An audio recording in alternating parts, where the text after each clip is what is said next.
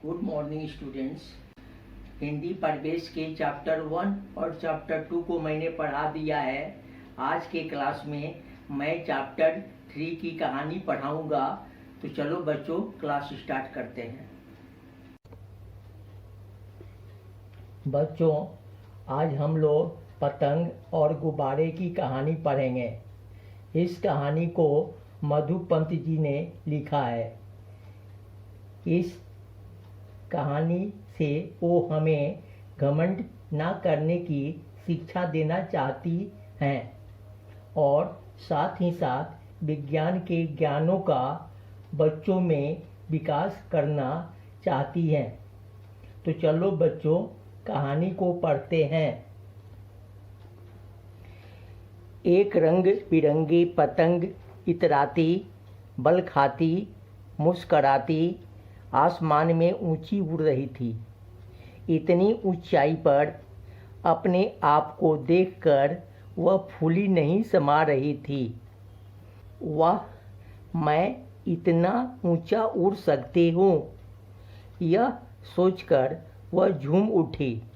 उड़ते उड़ते जब उसने नीचे झांका तो उसे बड़ी जोर से हंसी आ गई, क्योंकि उसे नीचे खड़े सारे बच्चे छोटे छोटे दिखाई दे रहे थे।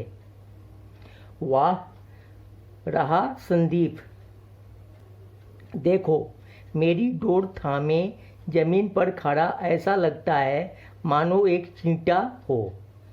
खिलखिलाते हुए वह स्वयं से बोल उठी। तभी उसे एक आवाज़ सुनाई पड़ी, अरे तुम अपनी ऊंचाई देखकर इतनी खुश क्यों हो?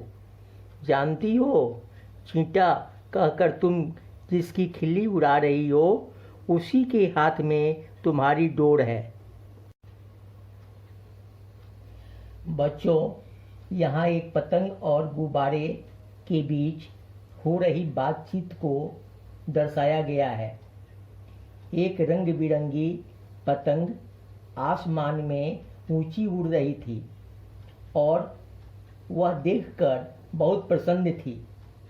वह सोच रही थी कि यह इतना ऊंचा उड़ सकती है, और जब उसने नीचे देखा तो उसे हंसी आ गई, क्योंकि उसे नीचे खड़े सब लोग छोटे छोटे दिख रहे थे, जैसे कि वे एक चींटी हो। यहाँ तक कि नीचे खड़ा संदीप, जिसके हाथ में उसकी डोर है, उसे चींटा कहकर उसकी खिल्ली उड़ा रही थी। तभी उसे एक आवाज़ सुनाई पड़ती है कि तुम अपनी ऊंचाई देखकर इतनी खुश क्यों हो, और जिसे तुम चींटी कहकर मजाक उड़ा रही हो उसी के हाथ में तुम्हारी डोर है।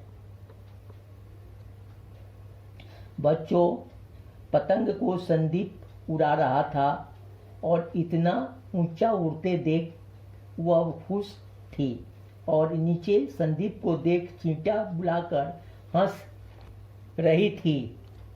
तभी एक आवाज़ आकर उसे सावधान करता है कि जिसका तुम मजाक उड़ा रही है उसी के कारण तुम उड़ रही हो, इसमें तुम्हारा अपना गुण कोई भी नहीं है।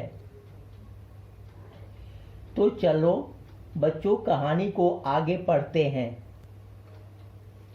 पतंग ने पलटकर देखा।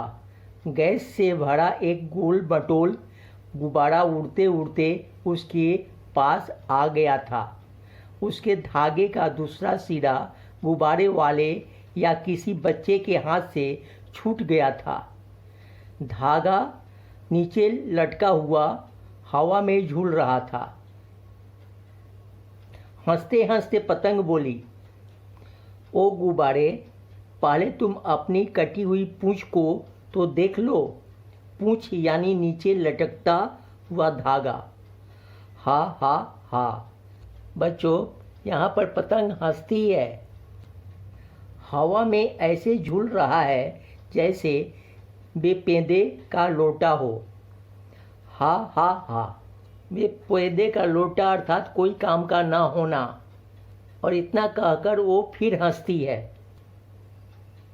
बच्चों, आवाज़ सुनकर पतंग ने जब पलट कर देखा तो एक गैस से भरा गुब्बारे को पाया जो उड़ता हुआ उसके पास आ गया था। गुब्बारे का धागा नीचे लटकता हुआ देख पतंग हंसते हुए बोली, गुब्बारे, पहले तुम अपनी कटी हुई पूंछ अर्थात नीचे लटकता हुआ धागा वो देख लो। और हंसने लगी। फिर कहा, तुम्हारा धागा हवा में ऐसे झूल रहा है जैसे वे पेंदे का लोटा हो अर्थात जो किसी काम का न हो। और फिर हंसने लगती है। चलो बच्चों, आगे पढ़ते हैं। गुब्बारा बोला, अरे पतंग रानी, जरा तुम ऊंचा उड़ ली तो अपना रंग दिखा रही हो, परंतु तुम्हारे ऊंचे उड़ने में तुम्हारा कोई कमाल नहीं है। कमाल तो है तुम्हारी पूंछ यानी डोर का ही, जिससे तुम बंधी हो और जिसके सहारे तुम उड़ रही हो। मुझे तुम्हारी तरह किसी सहारे की ज़रूरत नहीं है। भले ही मेरी पूंछ कटी हो, पर उड़ तो अपने आप रहा हूँ न। हा हा हा। यह सब सुन गुब्बारा बोलता है कि हे पतंग रानी, तुम जो इतना उड़ रही हो उसमें तुम्हारा कोई कमाल नहीं है। कमाल तो तुम्हारी डोर का है। मुझे तुम्हारी तरह किसी सहारे की ज़रूरत नहीं। मैं अपने आप उड़ रहा हूँ। बच्चों, यहाँ पतंग गुब्बारे पर हंसती है, परंतु गुब्बारा उसे बताता है कि उसे पतंग की तरह किसी सहारे की ज़रूरत नहीं। वह अपने आप उड़ सकता है। और इतना कहकर वो भी हंसने लगता है। बच्चों, आज हम ये कहानी यहीं तक पढ़ेंगे। नेक्स्ट क्लास में फिर से इसी कहानी को कंटिन्यू करेंगे। ठीक है बच्चों, आप लोग इस कहानी को पढ़ो और स्वस्थ रहो। Thank you.